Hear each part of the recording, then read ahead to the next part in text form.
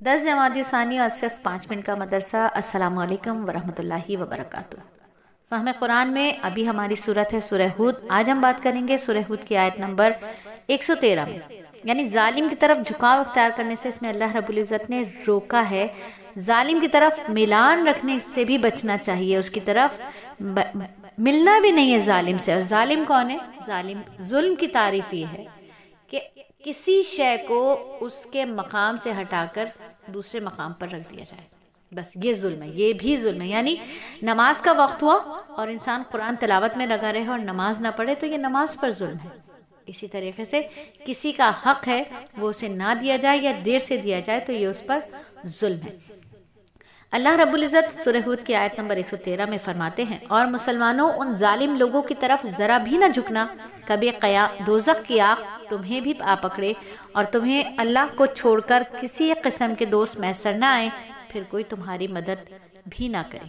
تو یہ آیت میں انسان کو خرابی اور بربادی سے بچانے کے لیے ایک بہت ہی اہم ہدایت نامہ دیا گیا کہ ظالموں کی طرف تھوڑا سا بھی جھکاؤ نہ رکھو، کہیں ایسا نہ ہو کہ اس کے ساتھ تمہیں بھی جہنم کی آگ لگ جائے۔ یعنی ہلکا سا بھی جھکاؤ مت رکھو ظالم کے ساتھ۔ ظالم کو ظالم کہنے کی ہمت ہونی چاہیے، جو ظلم کرے اس کو بتاؤ کہ تم ظلم کر رہے ہو۔ اگر کوئی مجھ پر ظلم کرے اور میں اس ظلم کو برداشت کرتی رہوں تو میں مظلوم نہیں ہوں، میں خود ظالم ہوں، مجھے ظالم نہیں بن رہا ہے۔ ظالم اگر مجھ پر ظلم کر رہا ہے تو مجھے اپنے بچاؤ کا حربہ اختیار کرنا ہے، اور اگر وہ مجھ سے بڑا ہے، یعنی کوئی میرا حق مار رہا ہے، فرض کر لیں کوئی میرا حق مار رہا ہے تو مجھے اس کو بتانا ضروری ہے کہ آپ میرا حق مار رہے ہیں، مجھے معلوم ہے کہ یہاں میرا حق ہے۔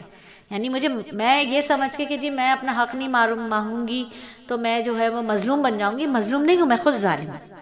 ٹھیک ہے، تو اگر کوئی ظالم آپ پر ظلم کرتا ہے، کوئی آپ کا حق مارتا ہے یا آپ کسی کا حق مارتے ہیں، تو آپ کو ظالم کسی صورت میں بھی نہیں مننا ہے۔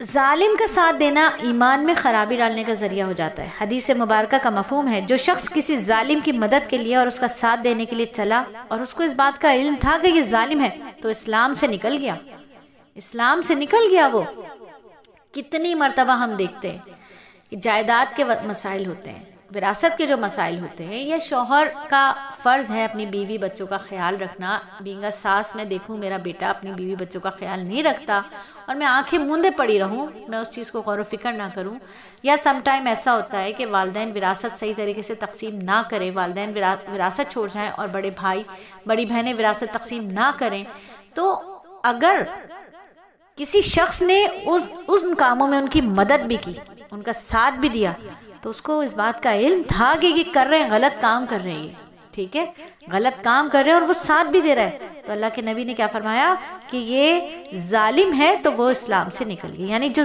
ظالم کا ساتھ دے رہا ہے وہ بھی ظالم ہے اور وہ اسلام سے نکل گیا۔ حدیث سے کیا معلوم ہوا کہ ظالم کا ساتھ دینا ایمان میں خرابی ڈالنے والے اعمال میں سے ایک اول ہے۔ جب ظالم کا ساتھ دینا اور ظالم کو ظالم جانتے ہوئے اس کی کسی قسم کی مدد کرنا اتنا بڑا گناہ ہے کہ رسول اللہ نے ایسے شخص کو اسلام سے نکل جانے والا قرار دے دیا، تو سمجھا جا سکتا ہے نا کہ خود ظالم ہے نا ایمان اور اسلام کے کس قدر منافی ہے۔ اللہ اور رسول اللہ کے نزدیک ظالموں کا کیا درجہ ہے؟ تو حدیث سے ہمیں سبق کیا ملا؟ جس طرح کسی پر ظلم کرنے سے بچنا ضروری ہے، اسی طرح کسی ظالم کا ساتھ دینے سے بھی بچنا ضروری ہے۔ اگر ایک آدمی ناحق پر ہو تو اس کی وجہ سے کہ یہ تو میرا بھائی ہے، میرا دوست ہے، میرا ہم جماعت ہے، میرا رشتہ دار ہے، جس کے ساتھ اس کی دشمنی اور لڑائی ہے، اس کی بھی اس کے ساتھ دشمنی ہے، اس کا ساتھ دینا ناجائز عمل ہے۔ اللہ تعالیٰ کی پکڑ کا خوف رکھتے ہوئے ایسا ہرگز نہیں کرنا چاہیے۔ بہت لوگ ہوشیار بنتے ہیں نا، بہت لوگ دوسروں کا حق کھا لیتے ہیں، ٹھیک ہے، اور بڑے مزے سے کہتے ہیں ہم نے تھوڑی کھایا ہے، فلاں نے ہمیں اپنی محبت میں دے دیا تھا، تو آپ کو نہیں پتا تھا فلاں جب آپ کو اپنی محبت میں دے رہا تھا تو آپ دوسروں پر ظلم کر رہا تھا، آپ لے کے بیٹھ گئے، کھا لیا، نہیں ہمیں تھوڑی پتا تھا۔ یہ اللہ کیا جواب دینا ہے؟ خوف رکھنا چاہیے کہ اللہ کی پکڑ ہوگی ضرور، اللہ کی پکڑ ضرور ہوگی۔ ظلم کرنے والے اور ظلم کا شکار ہونے سے بچنے کے لیے گھر سے نکلتے وقت آسمان کی طرف نگاہ کریں اور مسنون دعا پڑھیں کہ اے اللہ میں آپ کی پناہ میں آتی ہوں اس بات سے کہ میں گمراہ ہو جاؤں یا گمراہ کی جاؤں، پسل جاؤں یا پسلا دی جاؤں، ظلم کروں یا مجھ پر ظلم کیا جائے، کسی کے ساتھ جہالت والا معاملہ کروں یا میرے ساتھ جہالت والا معاملہ کیا جائے۔ یقین کریں ایسا بارہا ہوتا ہے، اس لیے دعا ضرور پڑھتے رہنا چاہیے، اور جو آپ پر مجھ پر ظلم کرے اس کو ضرور بتانا چاہیے کہ آپ ظالم ہیں، آپ ظالم ہیں، اور ظلم سہنا نہیں چاہیے کہ ہم مظلوم ہیں، ہم مظلوم ہیں، جی نہیں، اللہ نے طاقت دی ہے، اگر کوئی آپ پہ ظلم کرتا ہے کسی بھی جہت میں تو ہاتھ سے روکے، زبان سے روکے، کم از کم ایمان کے اس درجے پر تو آئیں کہ آپ ایمان کے کمزور ترین درجے یعنی دل میں ہی اس کو ظالم کہنے کا اس کو حق تو رکھتے ہو، ظالم کہنے کی اس کو ہمت تو رکھتے ہو۔ اللہ ہمیں ظالموں کے ساتھ دوستی اور گہرے تعلقات سے بچا لے۔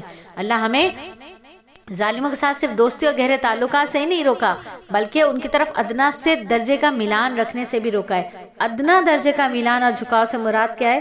صحابہ اور تابعین کے بارے میں ان کے چند اقوال ہیں۔ ظالموں سے دوستی نہ کرو، ان کی صحبت میں نہ بیٹھو، نہ ان کا کہنا مانو، ان کے برے اعمال پر مداحنت یعنی سکوت یا رضا کا اظہار نہ کرو۔ خاموشی بھی تو اقرار ہوتی ہے نا، تو خاموشی بھی اختیار نہیں کرو، کم از کم انہیں بتاؤ تو تم برا عمل کر رہے ہو۔ شکل صورت فیشن اور رہن سہن کے طریقوں میں ان کی اتباع نہ کرو۔ تو ہمیں کیا چاہیے؟ ہمیں چاہیے کہ کسی ظالم کے حمایتی نہ بنے۔